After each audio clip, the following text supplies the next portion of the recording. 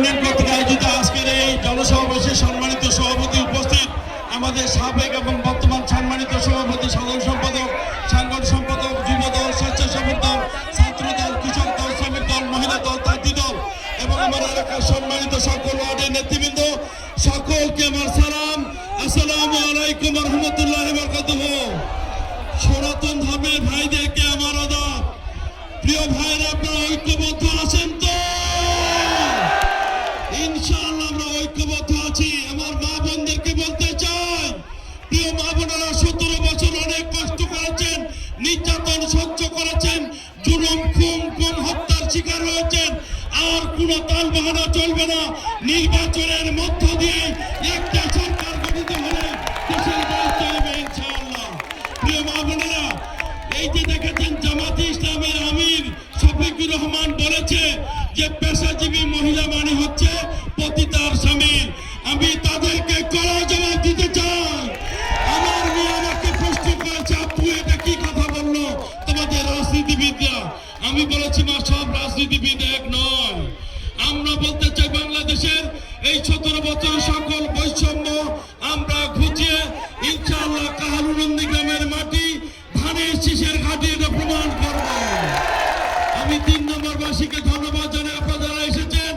আমরা কিন্তু ধার করা সলের কামাই খাবার চাই না, আমরা নিজের বাড়ির সলের কামাই খাইতে চাই।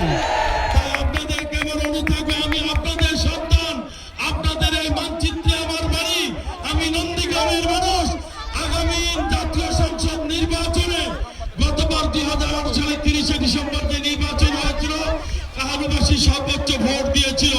আমার প্রত্যাশা থাকবে এই 3 নম্বরবাসী এবং নন্দীগ্রামবাসী এবার বাংলাদেশে রেকর্ড সৃষ্টি করবে ইনশাআল্লাহ।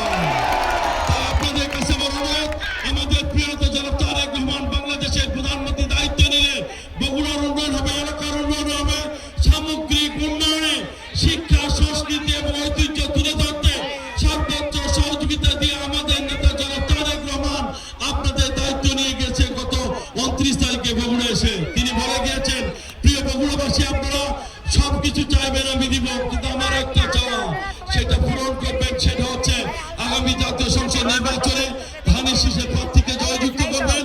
বাকি বগুড়ার কি করতে হয় এটা আমি জানি, আমি করে দেবো ইনশাআল্লাহ। আমরা সবাই প্রস্তুত আছি তো?